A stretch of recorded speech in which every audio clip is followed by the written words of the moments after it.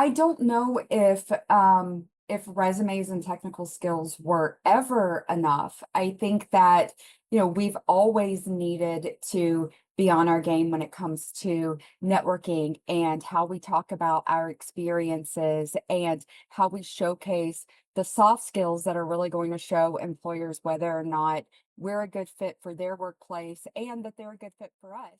Welcome to Hired Not Fired by the Real Me. We help turn your human skills into superpowers, the skills AI can't replace, so you get noticed, get interviews, and get hired.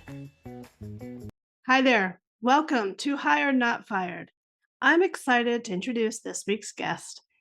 I have Dr. Candace Lamb, who's worked in career services for over a decade, and she's also a certified executive and group coach. She's currently the director of the Office of Career Development at Thomas Edison State University in New Jersey.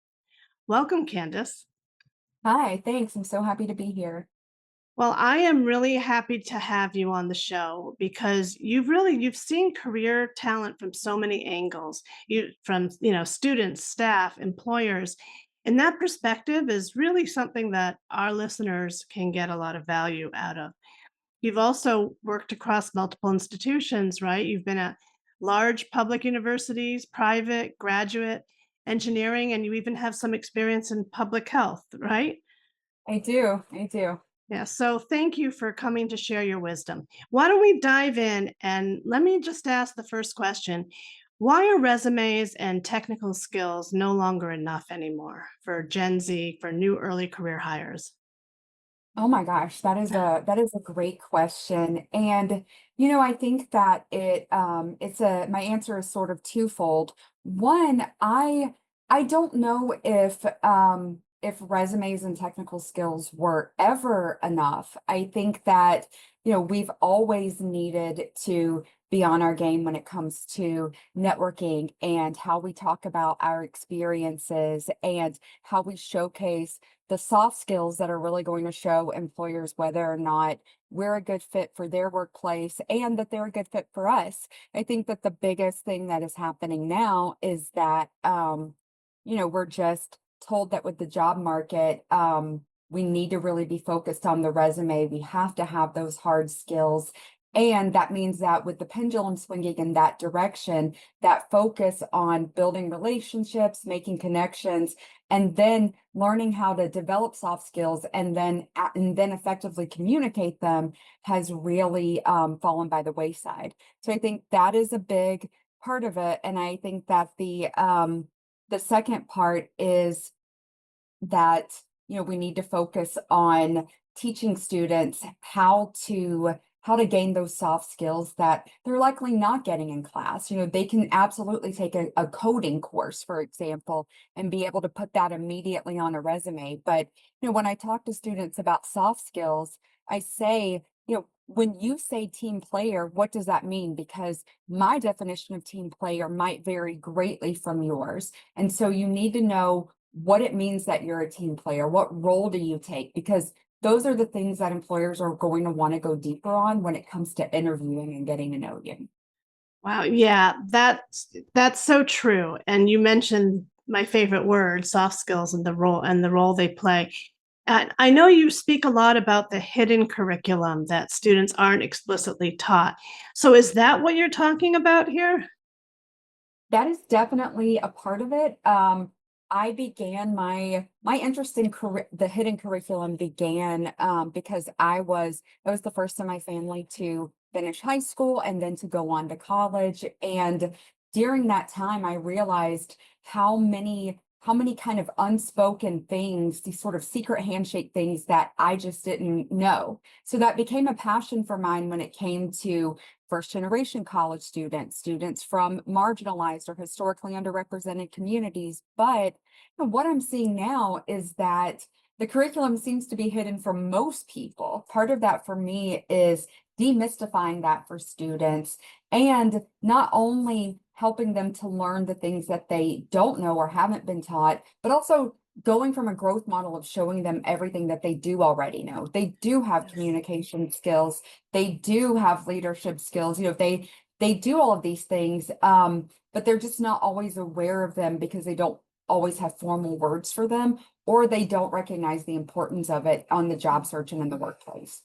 That's a great point. That's something that also we talk about a lot. They do have soft skills, but if you don't really aren't familiar, what are we talking about when we're talking about soft skills? And I know now, we call them power skills. And today with AI, people are calling them human skills.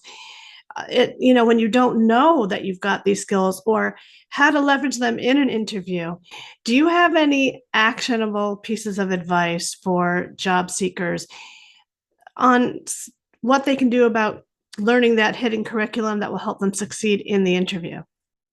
Sure. So one thing that is obviously very important is doing your homework ahead of time, going to websites like Glassdoor and LinkedIn, even sometimes if the company has a subreddit, checking out their subreddit to see what's talked about.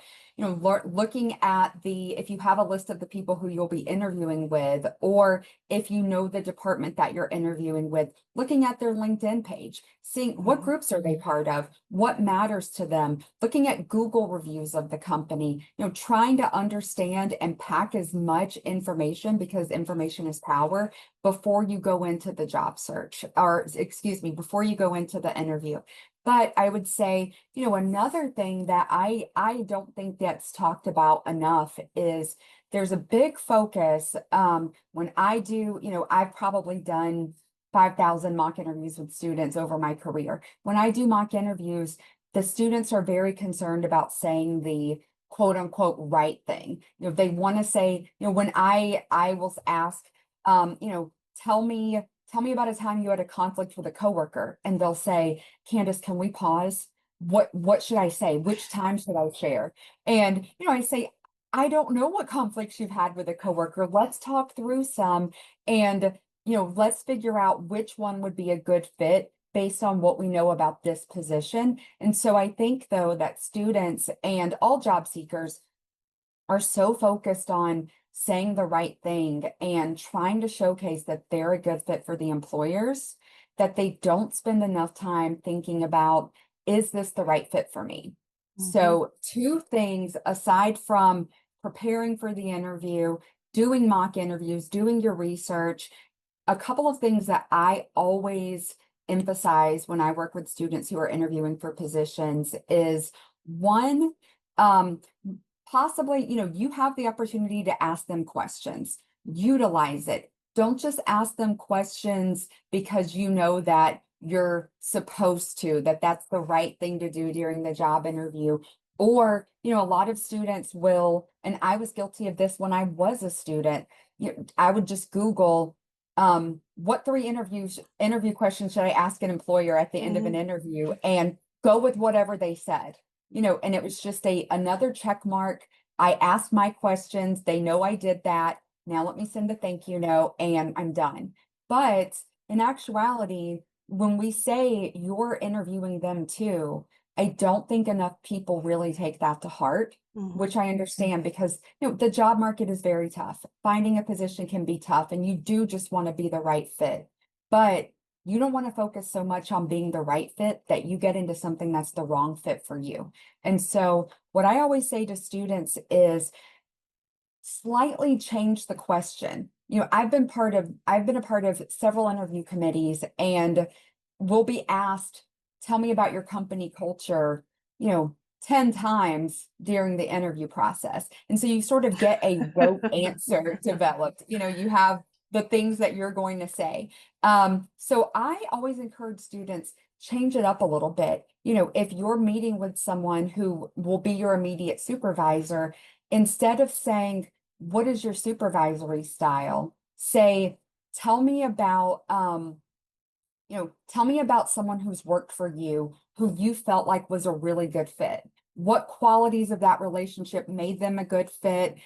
What was the communication like? How did they impress you? Because you're learning at that point what they value, how they talk to their supervisees and their staff members. And those things can really impact, the supervisory relationship plays such a big role in work satisfaction. And so just slightly framing that question can be, or reframing that question can be so helpful.